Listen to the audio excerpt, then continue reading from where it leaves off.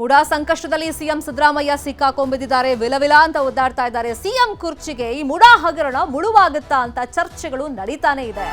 ಕಾಂಗ್ರೆಸ್ ನಲ್ಲಿ ಬಿರುಗಾಳಿಯನ್ನ ಎಬ್ಸಿದೆ ಮುಡಾ ಕೇಸ್. ಬಹಿರಂಗವಾಗಿ ಹೇಳಿಕೆಗಳನ್ನ ಕೊಡುವಾಗ ಕಾಂಗ್ರೆಸ್ನ ಲೀಡರ್ಸ್ ನಾವು ಮುಖ್ಯಮಂತ್ರಿಗೆ ಸಪೋರ್ಟಿವ್ ಆಗಿದ್ದೀವಿ, ಸಿದ್ದರಾಮಯ್ಯ ಅವರ ಬೆನ್ನಿಗೆ ನಿಂತ್ಕೊಳ್ತೀವಿ, ಯಾವುದೇ ಕಾರಣಕ್ಕೂ ರಾಜೀನಾಮೆ ಕೊಡುವಂತ ಅಗತ್ಯತೆನೇ ಈ ಪ್ರಕರಣದಲ್ಲಿ ಇಲ್ಲ ಅಂತ ಹೇಳಿದ್ರೂ ಕೂಡ ಆಂತರಿಕವಾಗಿ ಪವರ್ ಗೇಮ್ ಕಾಂಗ್ರೆಸ್ ಅಲ್ಲಿ ಜೋರಾಗಿ ನಡೀತಾ ಇದೆ. ಸಿಎಂಗೆ ಮುಡಾ ಟೆನ್ಷನ್ ಆದ್ರೆ ಪರಂ ಮನೆಯಲ್ಲಿ ಸಭೆಯನ್ನ ನಡೆಸಲಾಗಿದೆ. ಡಿಸಿಎಂ ಡಿಕೆ ಶಿವಕುಮಾರ್ ಹಾಗೇನೆ ಸಚಿವ ಪರಮೇಶ್ವರ್ ಮೀಟಿಂಗ್ ಅನ್ನ ಮಾಡಿದ್ದಾರೆ. ಸದಾಶಿವ ನಗರದ ಪರಮೇಶ್ವರ್ ಮನೆಯಲ್ಲಿ ಸಭೆಯನ್ನ ಮಾಡಿದ್ದಾರೆ ನಾಯಕರುಗಳು. ಮುಡಾ ಕೇಸ್ ಬೆಳವಣಿಗೆಗಳ ಬಗ್ಗೆ ಸಮಾಲೋಚನೆಯನ್ನ ಮಾಡಲಾಗಿದೆ. ಈಗ ಸಿಎಂ ರಾಜೀನಾಮೆ ಕೊಟ್ರೆ ಮುಂದೆ ಏನು ಮಾಡಬೇಕು ಕಾಂಗ್ರೆಸ್ ಪಕ್ಷದಲ್ಲಿ, ಈ ಬಗ್ಗೆ ಪ್ರಮುಖವಾಗಿ ಚರ್ಚೆಯನ್ನ ಮಾಡಿದ್ದಾರೆ. ಇಲ್ಲಿ ಗಮನಿಸಬೇಕಾಗಿರುವಂತ ಮತ್ತೊಂದು ಅಂಶ ಅಂತಂದ್ರೆ ಸಿಎಂ ರೇಸ್ ಅಲ್ಲಿ ಡಿಸಿಎಂ ಡಿಕೆ ಶಿವಕುಮಾರ್ ಅವರು ಇದ್ದಾರೆ, ಇನ್ನೊಂದು ಕಡೆ ಗೃಹ ಸಚಿವರಾಗಿರುವಂತ ಡಾಕ್ಟರ್ ಜಿ ಪರಮೇಶ್ವರ್ ಅವರು ಕೂಡ ಇದ್ದಾರೆ. ಇಬ್ರು ರೇಸ್ ಅಲ್ಲಿರುವಂತ ನಾಯಕರು ಒಟ್ಟಾಗಿ ಕೂತ್ಕೊಂಡು ಈಗ ಚರ್ಚೆಯನ್ನ ಮಾಡಿರೋದ್ರಿಂದ ಸಹಜವಾಗಿ ಕಾಂಗ್ರೆಸ್ ಅಲ್ಲಿ ರಾಜೀನಾಮೆ ವಿಷಯ ಚರ್ಚೆಗೆ ಬಂದಿದೆ, ಮುನ್ನೆಲೆಗೆ ಮತ್ತೆ ಬಂದಿದೆ. ಒಂದ್ ಕಡೆ ಮುಡಾ ವಿಷಯವಾಗಿ ಸಿಎಂಗೆ ಟೆನ್ಷನ್ ಇದ್ರೆ ಪರಂ ಮನೆಯಲ್ಲಿ ಪರಮೇಶ್ವರ್ ಹಾಗೇನೆ ಡಿಕೆ ಶಿವಕುಮಾರ್ ಚರ್ಚೆ ಮಾಡಿದ್ದಾರೆ. ಡಿಕೆ ಶಿವಕುಮಾರ್ ಹಾಗೇನೆ ಪರಮೇಶ್ವರ್ ಭೇಟಿ ವೇಳೆ ಎಚ್ಡಿಕೆ ಬಗ್ಗೆ ಚರ್ಚೆಯನ್ನ ಮಾಡಿದ್ದಾರೆ ಅನ್ನೋ ಮಾಹಿತಿಗಳು ಸಿಕ್ಕಿದೆ. ಎಚ್ಡಿಕೆಗೆ ಮಾಹಿತಿ ಎಲ್ಲಿಂದ ಸೋರಿಕೆ ಆಗ್ತಾ ಇದೆ, ಆಂತರಿಕ ವಿಚಾರಗಳು ಕುಮಾರಸ್ವಾಮಿ ಅವರಿಗೆ ಹೇಗೆ ತಲುಪ್ತಾ ಇದೆ ಅಂತ ಹೇಳಿ ಇಬ್ರು ನಾಯಕರು ಚರ್ಚೆಯನ್ನ ಮಾಡಿದ್ದಾರೆ. ಯಾಕಂದ್ರೆ ಕುಮಾರಸ್ವಾಮಿ ಅವರು ಮಾತಾಡುವಾಗ ದಾಖಲೆಗಳನ್ನ ಇಟ್ಕೊಂಡೇ ಮಾತಾಡ್ತಾರೆ, ಯಾರು ಎಲ್ಲಿ ಹೋದ್ರು ಅನ್ನೋದ್ರ ಬಗ್ಗೆನೂ ಕೂಡ ಅವ್ರು ಹೇಳ್ತಾರೆ. ಸೊ ಅಧಿಕಾರಿಗಳು ಅವ್ರಿಗೆ ಇನ್ಪುಟ್ ಕೊಡ್ತಿದ್ದಾರೆ ಅಂತ ಹಿಂದೆನೂ ಕೂಡ ಸಾಕಷ್ಟು ಪ್ರಕರಣದಲ್ಲಿ ಅವ್ರು ಮಾತಾಡುವಾಗ ಚರ್ಚೆಗಳು ನಡೀತಾ ಇತ್ತು. ಇದೇ ವಿಷಯವಾಗಿ ಇವತ್ತು ಪರಮೇಶ್ವರ್ ಮತ್ತೆ ಡಿಕೆ ಶಿವಕುಮಾರ್ ಅವರು ಮಾತಾಡಿದ್ದಾರೆ. ಎಚ್ಡಿಕೆಗೆ ಮಾಹಿತಿ ನೀಡುತ್ತಿರುವಂತಹ ಅಧಿಕಾರಿಗಳನ್ನ ಪತ್ತೆ ಹಚ್ಚಿ ಎಚ್ಡಿಕೆ ವಿರುದ್ಧದ ಡಿನೋಟಿಫೈ ಕೇಸ್ಗಳ ಬಗ್ಗೆ ಚರ್ಚೆಯನ್ನ ಮಾಡಿದ್ದಾರೆ. ಜೊತೆಗೆ ಮುನಿರತ್ನ ವಿರುದ್ಧದ ಹಳೆ ಕೇಸ್ಗಳ ಬಗ್ಗೆನೂ ಕೂಡ ಇಬ್ರು ಚರ್ಚೆಯನ್ನ ಮಾಡಿದ್ದಾರೆ. ಇನ್ನು ಪರಮೇಶ್ವರ್ ಜೊತೆ ರಾಜಕೀಯ ಚರ್ಚೆಯನ್ನೇ ಮಾಡಿಲ್ಲ. ಕಾಂಗ್ರೆಸ್ನ 136 ಶಾಸಕರು ನಾವೆಲ್ಲರೂ ಒಟ್ಟಿಗೆ ಇದ್ದೀವಿ ಅಂತ ಹೇಳಿ ಪರಮೇಶ್ವರ್ ಭೇಟಿ ಬಳಿಕ ಡಿಸಿಎಂ ಡಿಕೆ ಶಿವಕುಮಾರ್ ಹೇಳಿಕೆಯನ್ನ ಕೊಟ್ಟಿದ್ದಾರೆ. ಬಹಿರಂಗವಾಗಿ ಹೇಳ್ತಾರಾ, ನಾವು ಸಿಎಂ ರೇಸ್ ಅಲ್ಲಿ ಇಬ್ರು ಇದ್ದೀವಿ, ಅಕಸ್ಮಾತ್ ಸಿಎಂ ರಾಜೀನಾಮೆ ಕೊಟ್ರೆ ಮುಂದೆ ಆ ಸ್ಥಾನದಲ್ಲಿ ಆ ಕುರ್ಚಿಯಲ್ಲಿ ಯಾರು ಕುತ್ಕೊಬೇಕು ಅಂತ ಚರ್ಚೆ ಮಾಡಿದೀವಿ ಅಂತ ಹೇಳ್ತಾರಾ? ಖಂಡಿತ ಇಲ್ಲ. ನಾವು ಬೇರೆ ಬೇರೆ ವಿಷಯವಾಗಿ ಚರ್ಚೆಯನ್ನ ಮಾಡಿದ್ವಿ ಅಂತಾನೆ ಅವ್ರು ಹೇಳಿರೋದು. ನಾವು ರಾಜ್ಯ ಜನತೆ ನಮಗೇನು ಒಂದು ವಿಶ್ವಾಸ ಇಟ್ಟು ಅಧಿಕಾರ ಕೊಟ್ಟಿದ್ದಾರೆ, ನಾವು ಅಧಿಕಾರ ಕೊಟ್ಟಿರೋ ಅಧಿಕಾರನ ನಾವು ಜನರಿಗೆ ಮುಟ್ಟಿಸ್ಬೇಕಲ್ಲಪ್ಪ, ಕೊಟ್ಟು ಮಾತನ್ನು ಉಳಿಸ್ಕೋಬೇಕಲ್ಲ. ರಾಜಕೀಯ ದಿನ ಮಾಡ್ತಾನೆ ಇರ್ತೀವಿ, ದಿನ ರಾಜಕಾರಣ. ಅಭಿವೃದ್ಧಿ ಇದ್ರೆ ತಾನೇ ರಾಜಕಾರಣ. ಜನಕ್ಕೆ ಏನಾದ್ರು ಹೇಳ್ಕೊಳ್ಬೇಕಾದ್ರೆ ನಾವೇನು ಸಾಧನೆ ನಮಗೆ ಮಾತು, ಈಗ ನಾವು 5 ಗ್ಯಾರಂಟಿ ಹೇಳಿದ್ದು, 5 ಗ್ಯಾರಂಟಿ ಮಾಡಿದ್ದೀವಿ. ಈ ಎತ್ತಿನೊಳೆ ಹೇಳಿದ್ದು ಅದನ್ನು ಈಗ ಮಾಡಬೇಕು. ನಾವು ಇನ್ನ ಮ್ಯಾನಿಫೆಸ್ಟೋಲ್ಲಿ ನಮ್ಮ ಪರಮೇಶ್ವರ್ ಅವರ ಅಧ್ಯಕ್ಷತೆಯಲ್ಲಿ ಮ್ಯಾನಿಫೆಸ್ಟೋ ಮಾಡಿದ್ದು, ನಾನೇ ಅಧ್ಯಕ್ಷರಾಗಿರ್ಬೋದು, ಅದೆಲ್ಲ ಇಂಪ್ಲಿಮೆಂಟೇಷನ್ ಮಾಡಬೇಕಲ್ಲ. ಒಂದೊಂದೇ ಮಾಡಬೇಕಲ್ಲ. ಇದೇ ವಿಚಾರವಾಗಿ ಇನ್ನಷ್ಟು ಡೀಟೇಲ್ ಆಗಿ ಇನ್ಫಾರ್ಮೇಶನ್ ಅನ್ನು ಕೊಡೋದಕ್ಕೆ ನೇರ ಸಂಪರ್ಕದಲ್ಲಿ ಕನೆಕ್ಟ್ ಆಗಿದ್ದಾರೆ ನಮ್ಮ ಪೊಲಿಟಿಕಲ್ ಬ್ಯೂರೋ ರಿಪೋರ್ಟರ್ ಹಿಬಾಕ ತಿಮ್ಮೇಗೌಡರು. ತಿಮ್ಮೇಗೌಡ್ರೆ, ಈಗ ಇಬ್ರು ಕೂತ್ಕೊಂಡು ಮಾತಾಡಿದ್ದಾರೆ ಅಂದ್ರೆ ಇಬ್ರು ಸಿಎಂ ರೇಸ್ ಅಲ್ಲಿ ಇರೋರೆ.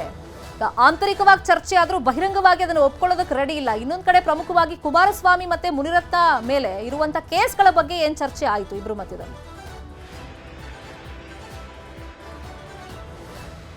ಧರ್ಮಿತಾ, ಬಹಳ ಮುಖ್ಯವಾಗಿ ಏನು ಮೂಡ ಸಂಕಷ್ಟದಲ್ಲಿ ಸಿಲುಕಿರುವಂತ ಸಿಎಂ ಸಿದ್ದರಾಮಯ್ಯನವರ ಪದತ್ಯಾಗಕ್ಕೆ ಇದೀಗ ಕಾಂಗ್ರೆಸ್ನ ಒಳಗೆ ಮತ್ತೆ ಹೊರಗೆ ಒತ್ತಡ ಹೆಚ್ಚಾಗ್ತಾ ಇದೆ ಅಂತ ಹೇಳಲಾಗ್ತಿದೆ. ಹೀಗಾಗಿ ಮುಖ್ಯಮಂತ್ರಿಗಳ ಪದತ್ಯಾಗ ಎದುರಾದ್ರೆ ಮುಂದಿನ ನಡೆ ಏನು, ಮತ್ತೊಂದು ಕಡೆಯಾಗಿ ಯಾರು ಮುಖ್ಯಮಂತ್ರಿ ಆಗ್ತಾರೆ ಅನ್ನುವಂತ ಒಂದು ಚರ್ಚೆಯ ನಡುವೆ ಇದೀಗ ಸಿಎಂ ಆಕಾಂಕ್ಷಿಗಳಾಗಿರ್ತಕ್ಕಂಥ, ಬಹಳ ಪ್ರಬಲ ಆಕಾಂಕ್ಷಿಗಳಾಗಿರ್ತಕ್ಕಂಥ ಉಪಮುಖ್ಯಮಂತ್ರಿ ಆಗಿರ್ತಕ್ಕಂಥ ಕೆಪಿಸಿಸಿ ಅಧ್ಯಕ್ಷ ಡಿಕೆ ಶಿವಕುಮಾರ್ ಮತ್ತೆ ಗೃಹ ಸಚಿವ ಡಾಕ್ಟರ್ ಜಿ ಪರಮೇಶ್ವರ್ ಇಬ್ಬರು ನಾಯಕರು ಇವತ್ತು ಮುಖಾಮುಖಿಯಾಗಿ ಭೇಟಿಯಾಗೋದ್ರ ಮುಖಾಂತರ ಮಾತುಕತೆಯನ್ನು ನಡೆಸಿರ್ತಕ್ಕಂಥದ್ದು ಇದೀಗ ಕೆಪಿಸಿಸಿ ಪಾಳಯದಲ್ಲಿ ತೀವ್ರ ಸಂಚಲನವನ್ನು ಮೂಡಿಸಿದೆ.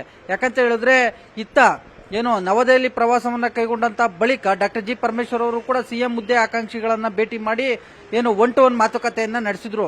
ಅದರಂತೆ ಇತ್ತೀಚೆಗೆ ದೆಹಲಿಗೆ ಹೋಗಿ ಬಂದಂತ ಬಳಿಕ ಡಿಕೆ ಶಿವಕುಮಾರ್ ಅವರು ಕೂಡ ಇದೀಗ ಮುಖ್ಯಮಂತ್ರಿ ಹುದ್ದೆ ಮೇಲೆ ಕಣ್ಣಿಟ್ಟಿರ್ತಕ್ಕಂಥ ಜಿ ಪರಮೇಶ್ವರ್ ಅವ್ರನ್ನ ಭೇಟಿ ಮಾಡಿರ್ತಕ್ಕಂಥದ್ದು ಸಾಕಷ್ಟು ಕುತೂಹಲಕ್ಕೂ ಕೂಡ ಎಡೆ ಮಾಡಿ ಕೊಟ್ಟಿರ್ತಕ್ಕಂಥದ್ದು. ಯಾಕಂತ ಹೇಳಿದ್ರೆ ಒಂದು ವೇಳೆ ಸಿಎಂ ರಾಜೀನಾಮೆಯನ್ನ ಕೊಟ್ರೆ ಪರ್ಯಾಯವಾಗಿ ಏನು ಯಾರನ್ನ ಮುಖ್ಯಮಂತ್ರಿಯನ್ನಾಗಿ ಮಾಡಬೇಕು ಅನ್ನುವಂತ ನಿಟ್ಟಲ್ಲಿ ಚಿಂತನೆಯನ್ನ ನಡೆಸಿರ್ತಕ್ಕಂಥ ಹೈಕಮಾಂಡ್ ಈ ನಾಯಕರಿಗೆ ಏನಾದ್ರೂ ಒಂದು ಭರವಸೆಯನ್ನ ಕೊಟ್ಟಿದ್ಯಾ, ಆ ಒಂದು ಭರವಸೆ ಆಧಾರದ ಮೇಲೆ ಏನಾದ್ರೂ ಆಕಾಂಕ್ಷಿಗಳನ್ನ ಭೇಟಿ ಮಾಡ್ತಾ ಇದ್ದಾರಾ, ಮನವೊಲಿಸುವಂತ ಒಂದು ಪ್ರಯತ್ನವನ್ನ ಏನಾದ್ರೂ ಮಾಡ್ತಾ ಇದ್ದಾರಾ? ಈ ಬಾರಿ ನಾನು ಮುಖ್ಯಮಂತ್ರಿ ಆಗ್ತೀನಿ, ಮುಂದಿನ ಬಾರಿ ನೀವು ಮುಖ್ಯಮಂತ್ರಿ ಆಗಿ, ಅಥವಾ ಫಸ್ಟ್ ನಾನು ಮುಖ್ಯಮಂತ್ರಿ ಆಗ್ತೀನಿ, ಸೆಕೆಂಡ್ ನೀವಾಗಿ ಅನ್ನುವಂತ ಒಂದು ಒಡಂಬಡಿಕೆ ಅಥವಾ ಒಪ್ಪಂದಕ್ಕೆ ಏನಾದ್ರೂ ಈ ನಾಯಕರುಗಳು ಭೇಟಿ ಆಗ್ತಾ ಇದ್ದಾರಾ ಅನ್ನುವಂತ ನಿಟ್ಟಲ್ಲಿ. ಯಾಕಂತ ಹೇಳಿದ್ರೆ ಇತ್ತೀಚೆಗಷ್ಟೇ ಏನು ಲೋಕೋಪಯೋಗಿ ಸಚಿವ ಸತೀಶ್ ಜಾರಕಿಹೊಳಿ ನಿವಾಸದಲ್ಲೂ ಕೂಡ ಬ್ರೇಕ್ಫಾಸ್ಟ್ ಮೀಟಿಂಗ್ ನಡೆದಿತ್ತು. ಈ ಒಂದು ಬೆಳಿಗ್ಗೆ ನೇರವಾಗಿ ಡಿ.ಕೆ. ಶಿವಕುಮಾರ್ ಅವರು ಗೃಹ ಸಚಿವ ಡಾಕ್ಟರ್ ಜಿ ಪರಮೇಶ್ವರ್ ಅವರ ನಿವಾಸಕ್ಕೆ ಭೇಟಿ ನೀಡಿ ಅಲ್ಲಿ ಬ್ರೇಕ್ಫಾಸ್ಟ್ ಮೀಟಿಂಗ್ ಅನ್ನ ನಡೆಸಿರ್ತಕ್ಕಂಥದ್ದು. ಆ ಬಳಿಕ ಮಾತನಾಡಿದಂತ ಡಿ.ಕೆ. ಶಿವಕುಮಾರ್ ಅವರು ನಾವು ಯಾವುದೇ ರೀತಿಯಾದಂತ ರಾಜಕೀಯ ಚರ್ಚೆಯನ್ನ ಮಾಡಿಲ್ಲ, ನಾವಿಬ್ರು ಸೇರೋದು ಮುಖ್ಯ ಅಲ್ಲ, 136 ಮಂದಿ ಶಾಸಕರೆಲ್ಲರೂ ಕೂಡ ನಾವು ಒಟ್ಟಾಗಿದ್ದೀವಿ ಅನ್ನುವಂತ ಒಂದು ಮಾತನ್ನು ಹೇಳೋದ್ರ ಮುಖಾಂತರ ಭೇಟಿಯ ಬಗ್ಗೆ ಎದ್ದಿರ್ತಕ್ಕಂಥ ನಾನಾ ರೀತಿಯ ವ್ಯಾಖ್ಯಾನಗಳಿಗೆ ಒಂದು ತೆರೆ ಎಳೆಯುವಂತ ಒಂದು ಪ್ರಯತ್ನವನ್ನ ಮಾಡಿದ್ದಾರೆ. ಮತ್ತೊಂದು ಕಡೆಯಾಗಿ ನಮ್ಮ ನ್ಯೂಸ್ 18ಗೆ ಲಭ್ಯ ಆಗಿರ್ತಕ್ಕಂಥ ಮಾಹಿತಿ ಪ್ರಕಾರ ಏನು ನಿನ್ನೆಯಷ್ಟೇ ಕೇಂದ್ರ ಸಚಿವ ಎಚ್.ಡಿ. ಕುಮಾರಸ್ವಾಮಿ ಒಂದು ಮಾಹಿತಿಯನ್ನ ಅಂದ್ರೆ ಒಂದು ಹೇಳಿಕೆಯನ್ನ ಕೊಟ್ಟಿದ್ರು. ಎಡಿಜಿಪಿ ಚಂದ್ರಶೇಖರ್ ಅವರು ಬರೆದಿರ್ತಕ್ಕಂಥ ಒಂದು ಪತ್ರ ಕೆಪಿಸಿಸಿಯಲ್ಲಿ ತಯಾರಾಗಿರ್ತಕ್ಕಂಥದ್ದು. ಪೊಲೀಸ್ ಇಲಾಖೆ ಮತ್ತೊಂದು ಕಡೆಗೆ ಗುಪ್ತಚರ ಇಲಾಖೆಯವರು ನಿಮ್ಗಿಂತ ಮುಖ್ಯವಾಗಿ ನನಗೆ ಮಾಹಿತಿಯನ್ನ ಕೊಡ್ತಾರೆ ಎನ್ನುವಂತ ನಿಟ್ಟಲ್ಲಿ ಹೇಳಿಕೆಯನ್ನ ಕೊಟ್ಟಿದ್ರು. ಇದ್ರ ಬಗ್ಗೆನೂ ಕೂಡ ವಿಚಾರವನ್ನ ಪ್ರಸ್ತಾಪ ಮಾಡಿರ್ತಕ್ಕಂಥ ಡಿ.ಕೆ. ಶಿವಕುಮಾರ್ ಅವರು ಏನು ಡಾಕ್ಟರ್ ಜಿ ಪರಮೇಶ್ವರ್ ಅವರಿಗೆ ಒತ್ತಾಯವನ್ನ ಮಾಡಿದ್ದಾರೆ. ಏನು ಯಾರು ಕುಮಾರಸ್ವಾಮಿ ಅವರಿಗೆ ಮಾಹಿತಿಯನ್ನ ಕೊಡ್ತಾ ಇದ್ದಾರೆ ಅಂತ ಅಧಿಕಾರಿಯನ್ನ ಬಲಿ ಹಾಕಬೇಕು. ಯಾಕಂತ ಹೇಳಿದ್ರೆ ಸರ್ಕಾರದ ಮಟ್ಟದಲ್ಲೇ ಆಂತರಿಕವಾಗಿ ಚರ್ಚೆ ಆಗುವಂತ ವಿಚಾರಗಳನ್ನ ಯಾಕೆ ಕುಮಾರಸ್ವಾಮಿಗೆ ತಲುಪಿಸಬೇಕು, ಮತ್ತೊಂದು ಕಡೆಗೆ ಹೇಗೆ ಯಾರು ಆ ಅಧಿಕಾರಿಗಳು ಕುಮಾರಸ್ವಾಮಿಗೆ ಮಾಹಿತಿಯನ್ನ ಕೊಡ್ತಾ ಇದ್ದಾರೆ ಅಂತವ್ರನ್ನ ಪತ್ತೆ ಹಚ್ಚಿ ಅವ್ರ ವಿರುದ್ಧ ಕ್ರಮವನ್ನ ಕೈಗೊಳ್ಳಬೇಕು ಅನ್ನುವಂತ ನಿಟ್ಟಿನಲ್ಲೂ ಕೂಡ ಒತ್ತಾಯವನ್ನ ಮಾಡಿದ್ದಾರೆ ಅಂತ ಹೇಳಲಾಗ್ತಾ ಇದೆ. ಮತ್ತೊಂದು ಕಡೆಯಾಗಿ ಇದೇ ವಿಚಾರವಾಗಿ ಪ್ರತಿಕ್ರಿಯೆಯನ್ನ ಕೊಟ್ಟಿರ್ತಕ್ಕಂಥ ಡಿ.ಕೆ. ಶಿವಕುಮಾರ್ ಅವರು ಕೂಡ ಅಂದ್ರೆ ಕುಮಾರಸ್ವಾಮಿ ಅವರಿಗೆ ಪ್ರಧಾನಿ ಮೋದಿ ಅವರು ಒಳ್ಳೆ ಖಾತೆಯನ್ನ ಕೊಟ್ಟಿದ್ದಾರೆ, ಅವರು ರಾಜಕೀಯವನ್ನ ಮಾಡೋದನ್ನ ಬಿಟ್ಟು ಕರ್ನಾಟಕಕ್ಕೆ ಒಂದಷ್ಟು ಅಭಿವೃದ್ಧಿ ಕಾರ್ಯಗಳನ್ನ ಮಾಡಲಿ ಎನ್ನುವಂತ ನಿಟ್ಟಿನಲ್ಲಿ ಹೇಳೋದ್ರ ಮುಖಾಂತರ ಇವತ್ತು ಕುಮಾರಸ್ವಾಮಿ ಅವರಿಗೆ ಟಾಂಗ್ ಕೊಟ್ಟಿರ್ತಕ್ಕಂಥದ್ದು. ಒಟ್ಟಾರೆ ಇವತ್ತಿನ ಒಂದು ಪರಮೇಶ್ವರ್ ಮತ್ತೆ ಡಿ.ಕೆ. ಶಿವಕುಮಾರ್ ಅವರ ಒಂದು ಭೇಟಿ ಕೆಪಿಸಿಸಿಯಲ್ಲಿ ಮತ್ತೊಂದು ಕಡೆಗೆ ರಾಜ್ಯ ರಾಜಕಾರಣದಲ್ಲಿ ಒಂದು ರೀತಿಯ ಸಂಚಲನ ಮೂಡಿಸಿದೆ ಅಂದ್ರೆ ತಪ್ಪಾಗ್ಲಿಕ್ಕಿಲ್ಲ. ಶರ್ಮಿತಾ, ಕನ್ನಡಿಗರ ನೆಚ್ಚಿನ ನ್ಯೂಸ್ 18 ಕನ್ನಡ ಈಗ ವಾಟ್ಸ್ಆಪ್ನಲ್ಲೂ ಲಭ್ಯ. ಕರ್ನಾಟಕ ದೇಶ ವಿದೇಶಗಳ 360 ಡಿಗ್ರಿ ಸುದ್ದಿಯ ವಿವರಗಳನ್ನ ನಿಮ್ಮ ಕೈ ಬೆರಳುಗಳಲ್ಲೇ ಪಡಿಲಿಕ್ಕೆ ಈ QR ಕೋಡ್ ಅನ್ನ ಸ್ಕ್ಯಾನ್ ಮಾಡಿ, ನಮ್ಮ ಚಾನಲ್ ಫಾಲೋ ಮಾಡಿ, ನೋಟಿಫಿಕೇಶನ್ ಆನ್ ಮಾಡಿ.